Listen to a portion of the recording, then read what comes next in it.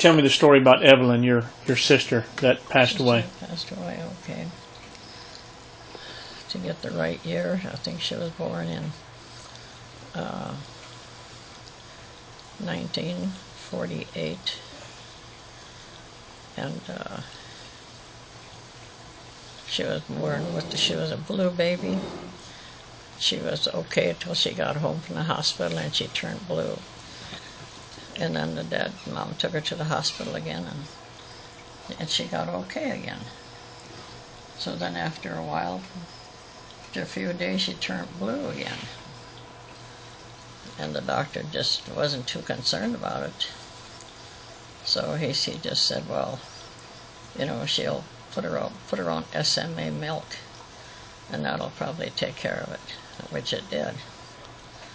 So anyway, then as time went on, we moved from that place where we were living to Myro's place. It was Henry and Mary Ginter's place where we were living on. And then we moved up just a half a mile west. And then... is that half a mile west from where Waldy and Julie live now? Yeah, right. Yep. So then we moved there, and after that, my little sister was pretty normal all the while. And then she got sick at the time when my dad had a nervous breakdown. And he kind of, you know, had a nervous breakdown. He went out of his mind and was talking real weird and all this stuff, you know, telling stories that didn't make much sense. And then you'd get real starry-eyed. Well, anyway. Anyway, she got along okay, and then when she was 3 years old, she was born in February, and then 3 years later in March, then she got really sick. The same time that my dad had this nervous breakdown, that he was, well, doing all kinds of strange things and weird things that didn't make sense. And anyway, then it come this one morning, she got up, and my dad and mom, they lived in this house, you know, next to where Sprockles live now. And she had run a high fever through the night. And it was through that night where she was having problems. And the doctor just said, well, you know, she'll be all right by morning, you know. Just watch her. So we watched her, and when it come time for us to go to school, we at that time had, before that all happened, there was a blizzard where all the roads had been blocked, and there was just the snow was starting to melt, and it was creating a lot of travel problems, you know, where people couldn't get to town. And anyway, my dad, he had a couple of really bad spells around that time, which was right at the time Hilda had that baby and lost it. And my dad couldn't handle that kind of thing because, you know, you weren't supposed to talk about babies and stuff when you're young like that, so they never told me anything about her health or anything that would be a problem. Anyway, then I come that morning, and then my mom had said, yeah, she said, I don't know what's going wrong with Daddy, but he's not acting right, and I'm afraid he's going to end up in the hospital again. And I said, well, you know, whatever. So that morning, there wasn't school because they couldn't get into school with the car, and Dad was going to take us in with a team and wagon. I was 16 years old at the time. So when he got the team and wagon out, he took the kids to town to go to school. And then my mother called Tony Burbax, who lived a mile east of us. And she said that something was wrong with Conrad because he didn't have to take those kids in with a team and wagon, but he was having some more health problems like a nervous breakdown now. Here, Mom, take a And little she sip didn't. of water. A little sip.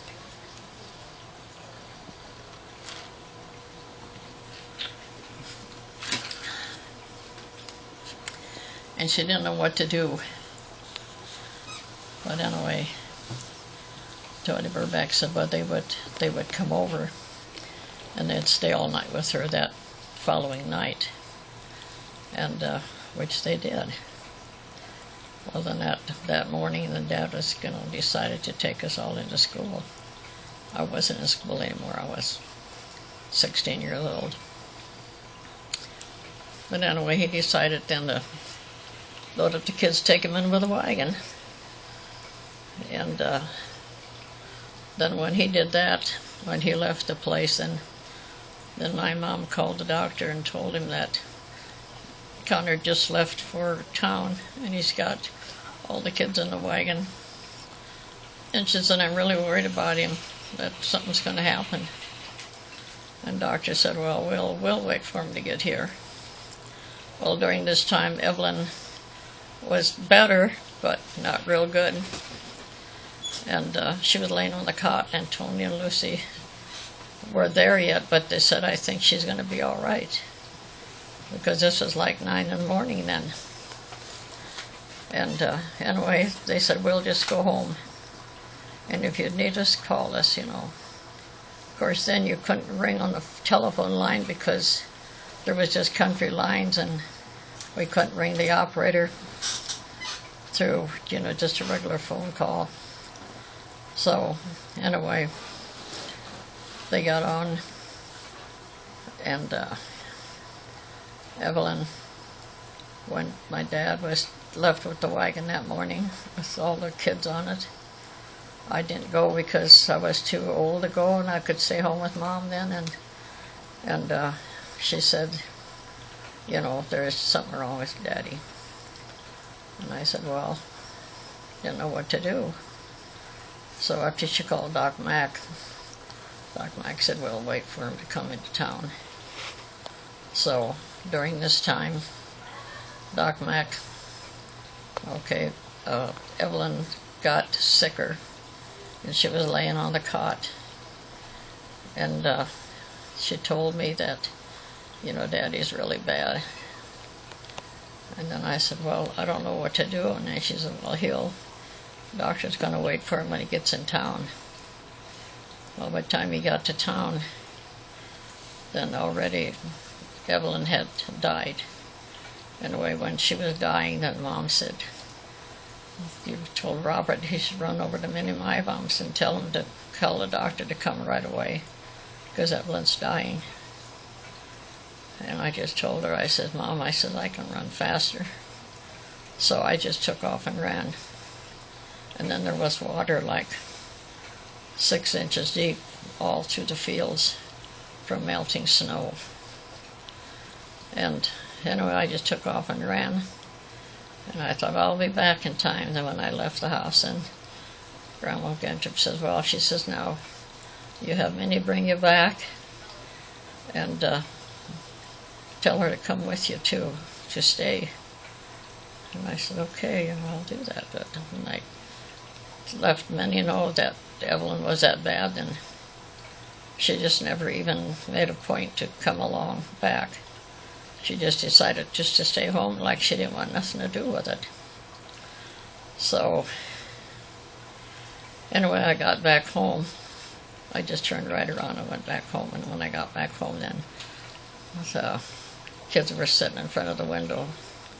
Robert was sitting in front of the window. I could tell he was crying.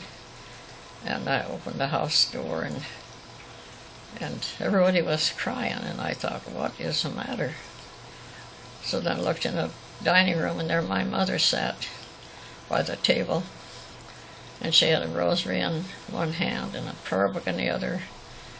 And she had this big wash tub of water that she had used to put her in a tub of water and change her from hot to cold real quick. That was supposed to take her out of her convulsions, but it didn't work. So she was sitting there crying, and when I walked in, she just says, "Is Doc Mac coming?" And I said, "I don't know." And she says, "Well, it's too late now, she's gone." So about that time, Doc Mac drove in. He just had an old Jeep they could get around in. And the minute he walked in, he just says, "Now, we can't tell Connie nothing about this, because he wouldn't be able to understand. He'll think he killed her probably." Which I think he actually thought that's what happened. Mom, how far was it that you had to run to my mom's? Oh, how it far was. did they live from you? If you go. Well, about how many miles? If you go, we lived on a corner intersection, and you had to run clear down to the intersection there, and then across about a 3/4 mile south. So putting it all together, I didn't take the road, I crossed through the field, so it shut it up, made it a lot shorter. And anyway, then when I got back home, and then she was already gone, and Doc Mac says that we can't tell Cooney nothing about this. So that ended that. And it was Tony and Lucy Burback that were there. He spent the night with Mom, and then she died. She died anyway. What did they do with Evelyn after she died? Oh, then my mom called Herman and Rose Zart, who lived down the road a mile and a half. And, they could get out because they had a Jeep, and their phone line worked because they had a country phone too. When Evelyn got so bad, and Mom called them, and then she said, "Well, just put her in hot water and cold water real fast. She's having convulsions, and that'll bring her out." So that's what my mother did when that actually happened. So what did they do with Evelyn after she died? Well, then I was in the house, and then my mom called Herman and Rose Zart and told them to come over, that Evelyn was dead. And they just came over then, and they come in the house, and they talked to my mom, and they said, "Well, I needed to get a white hanky and a white sheet from upstairs where we'd put the stuff on. We had washed him." And anyway, that was into that story, because Evelyn was wrapped up in the white sheet and her hands were tied, so she wouldn't. That was just the way they did it those days. And from then on, I don't know what really happened. I just know I went down in the basement where we had our cob pile inside the house. I just went down there, and I sat on that cob pile in the basement and just cried my heart out, because I lost my little sister. And after that, since Hilda had been so sick and lost her baby, my mom was staying with her. No, Mom had been there, but Angela was now staying with Hilda. So anyway, I had to stay at home then. And anyway, that was the end of that for that session. But Okay, well, that was real good, Mom. I'm going to leave it at that. And I don't know if I told you enough, but that's the story. anyway, then the next day when Zarts came, then, well, my mom was staying with Hilda, and they lived along the highway, so they could get in and out. And when the funeral was, they just went in to church, and they had, Wrestler was our undertaker, and he embalmed her in that, and put her, in the funeral home. And then we had a little yellow dress for her, and I know she had cut her finger, and we always put a little white rag around the finger if they cut it. But I can remember that she had that on when she was laying in the casket. And then after Mass, it was 3 o'clock Mass for the angels. And when that was over, we all went out to Pete and Hilda's place and had lunch. Then after that, everybody went where they could go.